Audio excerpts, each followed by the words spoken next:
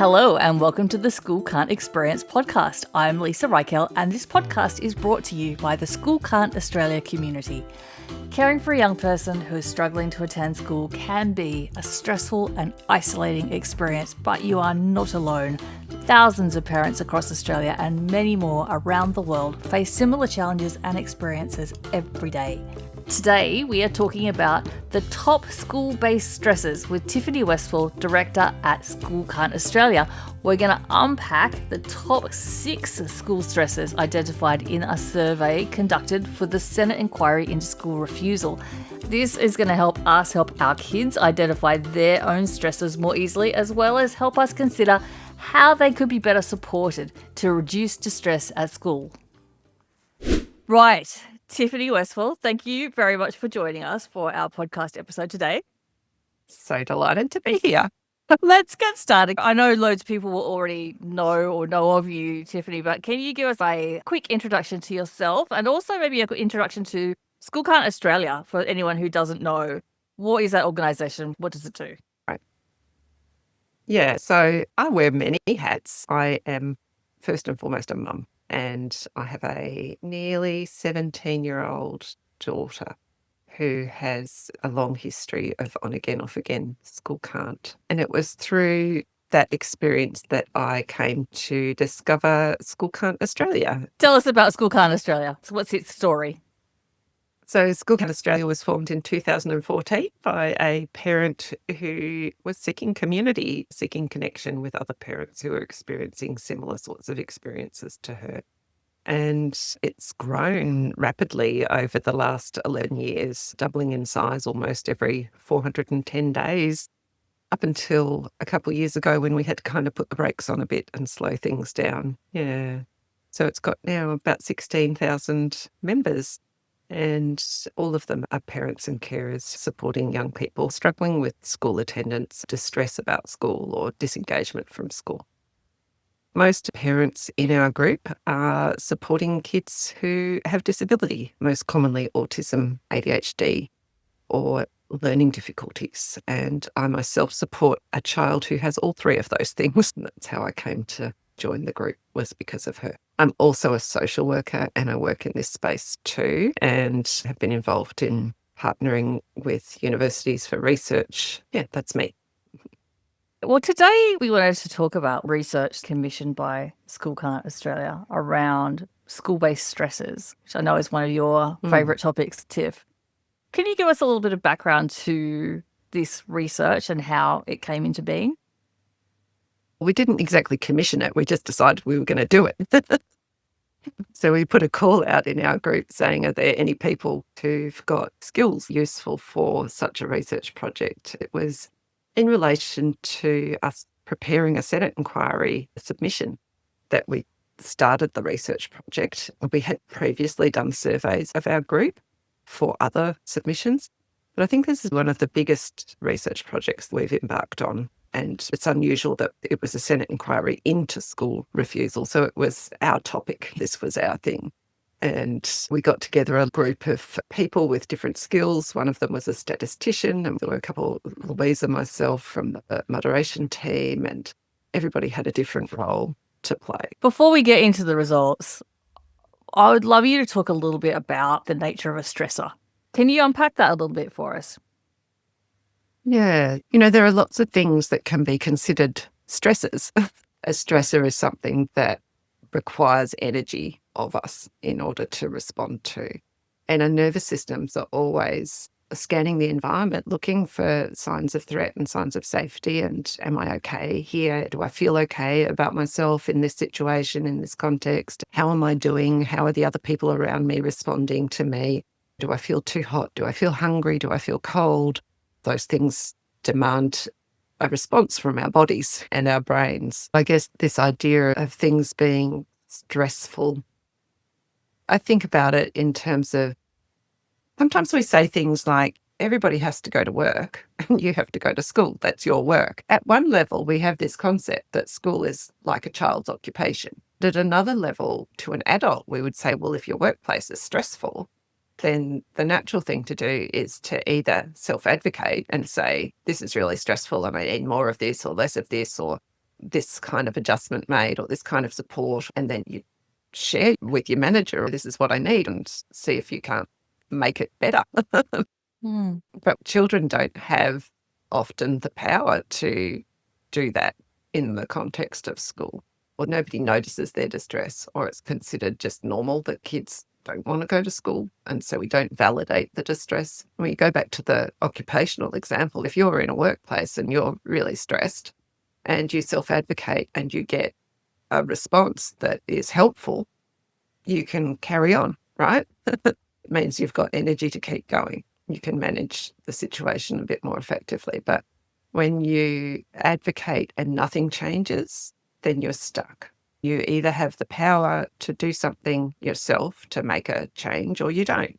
And if you don't have the power to make that change, it starts to impact your willingness to go to work, your energy, and the way you feel about going to work. It starts to get harder to get up in the mornings and take yourself out the door to go to work. You might take days off or mental health days. It uses up energy to do something that's continually asking more of you than you have the capacity for.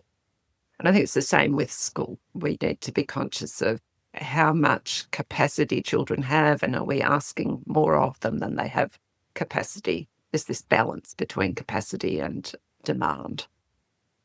Let's talk about some of the results from the research, Tiff. What, if you were going to summarize the key findings, how would you describe what we learned from this research? We asked about a range of different kinds of stresses, relational things, so stresses associated with peer relationships and student-staff relationships. We asked about school environment or the structure of the school day, ability to engage in schoolwork, to demonstrate knowledge, to access curriculum, all sorts of things. And I think it was really interesting when we got the results back, we displayed the data in a graph, and it wasn't a spiky graph. It was a quite flat profile graph. Out of the 57 stressors, about 75% had received a positive response. 3/4 of the stressors had been chosen by half the sample population of 441 parents and carers who did the survey. On average, parents and carers chose 8 items, some quite a bit more and some less. But it wasn't just one thing that parents and carers were reporting. There often is a number of things troubling a child at school. Let's dig into some of those key stressors. There's something interesting about the top 4 results. Yeah, so the top 4 were limited safe people and places at school. That's about difficulty when you're distressed in finding somebody who can help you feel better, comfort you, or provide reassurance or co-regulate, or places at school to calm down or to feel okay. And then staff unable to identify signs of distress. So that one's sort of self-explanatory when a student's distressed, but staff aren't able to realise that that's what the case is. Difficulties communicating student distress. I think communicating distress is an interesting one, right? Because this is not a situation where, or maybe it is, the kids going up to teachers and going, I'm feeling really upset. And the teachers are like, I don't understand what you're saying.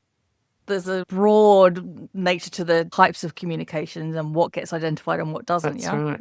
Yeah. So, when you think about the nervous system and you think about fight, flight, and you think about a shutdown response, when a student's having a fight, flight response, often there is visible signs of distress.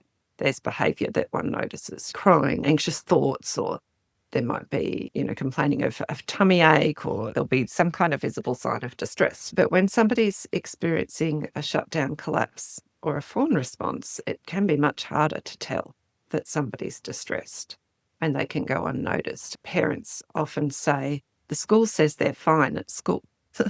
And that can get in the way of identifying early signs of distress. It's a bit confusing for parents because the school says they're fine after you leave. They're often not fine. They're just masking, which was the 4th thing on the list. So there are lots of barriers to communication. It's a very vulnerable thing. When you think about when we as adults are distressed, we often hide that distress from people unless we know them quite well, because it's a very vulnerable thing to disclose that one is feeling distressed about something. You don't know how the other person's going to respond. You don't know whether they're going to turn it back on you and say, well, you just need to be more resilient. You just need to try harder. Or so it's a risky thing to share that one is in distress. And adults don't always respond favourably.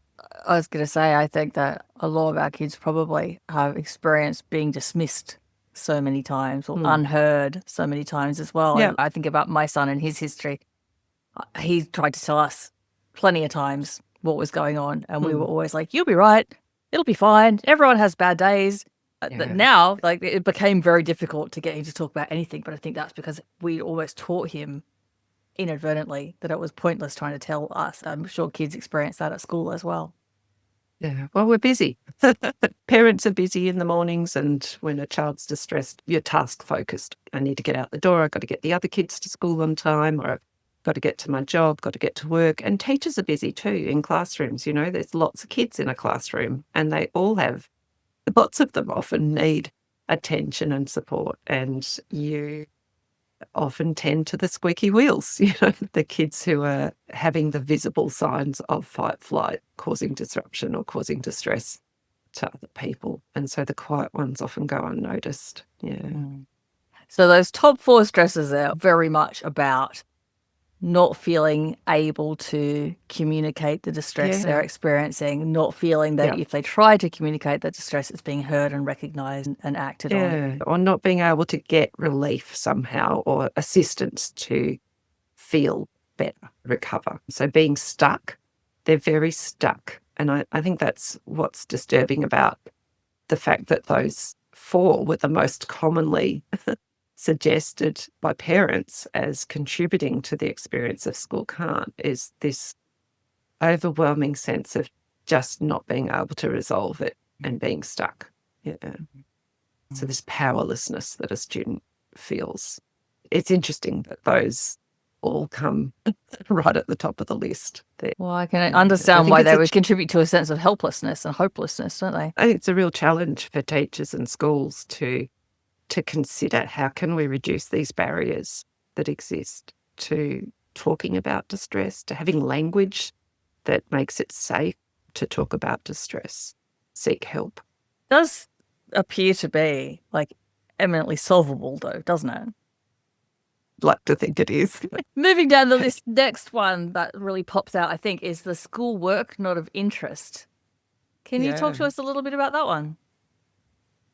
That one's really interesting. I've heard that one a lot, actually. My ears have become quite sensitive to picking up conversation around this topic. I know that for our neurodivergent kids, doing something that's of interest is quite effortless, but it's much harder to apply oneself to something that's not of interest. I was at a Youth Voice conference recently, and there were students there who were school leaders in their school communities, and they quite strongly were also saying that one of their bugbears, one of the things that they struggle with at school, one of the things they'd like to change about school is the fact that they feel the schoolwork they're being asked to do is not relevant to them or of interest to them. So I think it's a common experience of lots of students, not just neurodivergent students, that they feel they're being asked to do work that doesn't seem relevant to them or doesn't seem like it's going to be work that they will use later down the track. And I think saying something's boring can mean lots of things to a student. I would encourage people to be curious about the impact of having to do things that don't feel relevant. Think about what that might be like if you were an adult at work having to do monotonous, boring work or work that you didn't feel was relevant to achieving the objectives that you had in your job, for instance, or the objectives of your employer, and how frustrating that might be. It's a challenge to think about what that means for education and what that means for how we structure curriculum and how we resource education, this desire to engage in work that's of interest. It was interesting at the conference I was attending, one of the teachers said, it's so much easier when you've got 300 students in secondary school to administer a test. You know, you teach them all the same stuff and then you administer a test and the marking's done. In a couple of hours, you've graded all those tests. But if you had each student working on a project of interest to them, it would take a lot longer to review the projects, grade them, and to provide feedback. An efficiency measure there that might be impacting Right. the quality of the content. Yeah. Yeah, I can see that. I'm sure that for as long as there's been school, there's probably been kids saying, what's the point of this? I'm never going to use this once I leave school. When am I ever going to need algebra? Kids have been saying that for as long as schools have been around. But a lot of kids just push through, get to the end and put it behind them and hopefully find something to do that is a little bit more relevant to them. Yeah, let's think about that for a minute, So if your experience of life is not one of chronic stress, then you've probably got capacity to push through and do something. But if you are feeling chronically stressed and the expectations of you are bigger than the capacity you have all the time, you're constantly being, you're in arrears on the bank account of energy.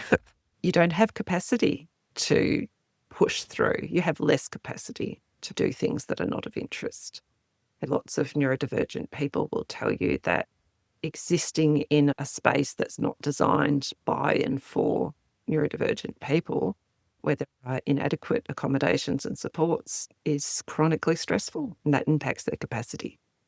Yeah. If you're going to put yourself through all of that stress and it feels like it's for a completely pointless purpose. Bit hard to be motivated. Why would you keep doing it? I think it's really interesting that when we look at what lots of the schools that are involved in the re-engagement space are doing, the students have more voice and more agency over what they learn and how they demonstrate learning and seeking to engage around student interest. That project-based work around a special interest is something the big picture schools do quite a bit, isn't it? Progressive schools in the US as well and UK that I've come across also often are very much, you choose a topic, we'll do a project and build some of the curriculum outcomes into that. Yeah. Let's talk about teacher and school expectations and those difficulties that kids are having. This is the 6th one on our list, I think. What kinds of things pop up there, do you think? I think there's a lot of pressure for performance, especially in high school, as you're getting towards the end of your high school years. And so there are lots of expectations. But I think this and also the one about the length of school day is also talking about the difficulty that students are having balancing the energy they have or the capacity they have with the demands that are made of them. Lots of kids will say, well, I just run out of energy. I just think the day should be shorter because by the end of the day, I'm completely spent. And that was interesting too, because lots of kids tell me that they have difficulty with eating at school. Your blood sugar levels start to drop the further the day goes on. When we're talking about these expectations, what are the kinds of things that would fall into an expectation here that is causing these difficulties? I think it could be quite diverse. It could be little things like the expectation to sit still and be quiet instead of be able to move while you listen. But it could also be difficulties associated with expectation of doing timed tests, for instance. I know that was one that was particularly difficult for my daughter, was this expectation that tests would be done within a particular time frame. Would make her feel quite stressed. Her brain would shut down and she wouldn't be able to do the thing. There can be a lot of different expectations that students struggle with. Yeah, lots. School is just like a plethora of expectations, laid over expectations. I have an expectation that you should be able to write an essay that will get 80 marks out of 100. And if you're not doing that, then you're letting me down. You'll enjoy all the subjects. And even if you don't enjoy it, you'll just do it. Yeah. The flip side of that, of course, is the difficulties meeting expectation of self. Yes. And that's challenging. Some kids have high expectations for themselves. And we encourage that as a society, having high expectations. It makes you stop and think, what does our culture value? Where are we headed with this? There's challenging things to unpack.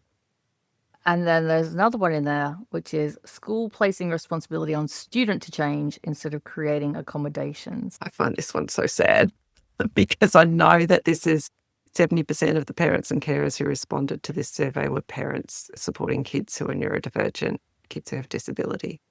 And I myself have seen support plans that looked like a laundry list of things that a student was going to do differently, rather than a list of things that the school was going to do differently to support that child and that young person. And I think we need to really examine what are the expectations that we have on a student and what's reasonable and what's not, and really challenge this idea that comes from a very ableist understanding of disability, where our disabled kids should be less disabled in order to function and meet our expectations at school. I find this one quite sad to see on the list, quite distressing. Is it also linked to that kind of older way of thinking about it through that behaviourist lens, where we need to change behaviour from this to that, rather than going, okay, well, obviously this is a very stressed child. What can we be doing to alleviate the stress impact on the child? Yeah. I think jumping to seeing a misbehaving child rather than a distressed child or a distressed young person is a problem. Tiff, once we have this knowledge, we know that these stressors are the ones that are causing a lot of issues for kids, about being able to communicate stress effectively, about being able to do work that's of interest to them, about being able to have a school that's looking to reduce stress rather than change behaviour. What can we, as people who are supporting kids experiencing school can't, or perhaps educators trying to educate kids in a school setting, what can we do with this information? How can we apply it? Yeah. I think it's really important that we remember that they're not misbehaving, they're responding to stress. And that leads us to be curious about what's going on for them, what they're finding difficult, and how can we better support them so that they're less stressed, so they have capacity to engage at school, participate and enjoy learning. Identifying stresses can be quite challenging. I often say to people when I speak to parent carer groups, take this list and have a look through it and see, is there anything that triggers an idea for you that you might ask your child? Do you have trouble with this, or do you have trouble with that? I read that some kids have difficulty with this, and I wonder if that's the way it is for you. And be curious, because the more we understand about what's causing the child difficulty, the more likely we are to be able to understand what sort of environment they would do better in, or what kind of support they might need. Understanding what's causing you difficulty is extremely empowering. It means you can advocate for yourself. So as children and young people grow up through school, having that knowledge that actually I find the lights in the classroom just suck energy out of me because they slightly flicker or they're too bright, and I need to wear a hat in class, or I'd prefer to wear tinted glasses, or I'd prefer if we only turn the bright lights on when we're actually doing reading or writing, to be able to self-advocate for one's needs and feel it's okay to do that. Adults might respond favourably when you make an effort to self-advocate for what you need. Yeah, I think that's really important information. As parent carers, we are those advocates often for our young people and the bridge between our young person and their school, in terms of trying to help navigate the difference between what our kids need and getting it at school. Does that make sense? Yeah. I'm reflecting a little bit also on a conversation that we had with Dr. Ross Green recently. Some of these stresses, things that parents could take to their kids, maybe this is the beginnings of a list that they could be going, which ones of these resonate with you, just to help get that communication going. But then also to be able to take that to the school and go, look, these are the things that we need to resolve. Having that information gives you something to talk about, and then hopefully we can all be better at hearing it. If you've got the student stress investigation cards. Can you talk a little bit about why that sort of card-based approach is a useful one too? Yeah, because there's so many stresses often that kids are experiencing, it's difficult for them to articulate what's going on. And having prompts can go, oh yeah, nobody's ever asked me about that before, but yes, that's a problem. The kids sort the cards and they go, is it normal to have so many things that cause you difficulty at school? And I'm able to reassure them and go, yeah, kids who are struggling to go to school often choose over 30 different cards and say, these are things that are causing me difficulty at school. It's not unusual. But the good thing is that when we've identified those things, we can go have a conversation with the school about how we might change those. And you've got this information for you to help assist you and your family to advocate for the supports that you need. I've had students empowered by having this information take their list of stressors into an interview at a new school and say, hey, these are the things that caused me difficulty at my last school. How would you be able to support me at this school with these things, and help them make a decision about whether that other school might be a better environment or an easier place for them to learn. So it can be really helpful information to have. Fantastic. Well, this research is really valuable in helping us understand what are some of those real high impact stresses. And hopefully it's helpful for parents, carers, educators, everybody to be able to see what some of those big issues are, because some of these, they are very solvable, aren't they? Some are harder, but certainly the communication one feels like one that we could all be working on immediately, and identifying those stresses and being able to have those discussions around them feels like a really important starting place. Often we have to be really creative in how we respond to these things and think outside the box. Just because we've tried to solve a difficulty and it didn't get solved the first time doesn't mean it's not going to get solved. It just means we need to keep trying and try something else. I think it's also worth pointing out that, you know, a child's distress story, how long they've been distressed for, also impacts what happens when we respond to stresses. We can get a list of 20 different stresses at school and then find solutions for those stresses, but the child might still not be able to go back to school because they remember how bad it felt before. And so we might have some work to do yet in order to help them feel safe at school, and that can take time. Tiff, do you want to tell us where we can find more information about the list of stresses?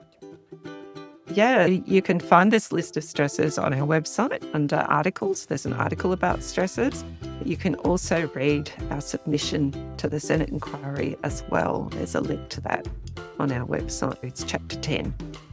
Thanks very much, Tiff. Really appreciate your time. Thank you. Well, a big thanks to Tiffany, not just for this podcast, but for all the work she puts into the School Can't community and all the educating and advocating she does on our behalf every day. And thanks to all the wonderful volunteers who contribute in so many different ways to supporting our School Can't community. I have put links to the article about stressors as well as the Senate inquiry submission into the episode notes, and you'll also find a link to Tiffany's student stress investigation cards, which can be very helpful for kids to help identify their own school-based stressors. If you found this podcast helpful, please do take a moment to share, subscribe, or maybe even give us a rating or a review. It really does make a huge difference in helping us get the podcast in front of more people who have School Can't kids but have not yet found our community and all the information and support that we share. Do you have some feedback for us, or perhaps you would like to share your own School Can't lived experience? We would love that. Please drop us an email to schoolcan'tpodcast@gmail.com. That's schoolcan'tpodcast, one word, no apostrophe, @gmail.com. If you are a parent or carer in Australia and you are feeling distressed, remember you can always call the parent helpline in your state. A link with the number to call is in the episode notes. Thank you again for listening. We will talk again soon. Take care.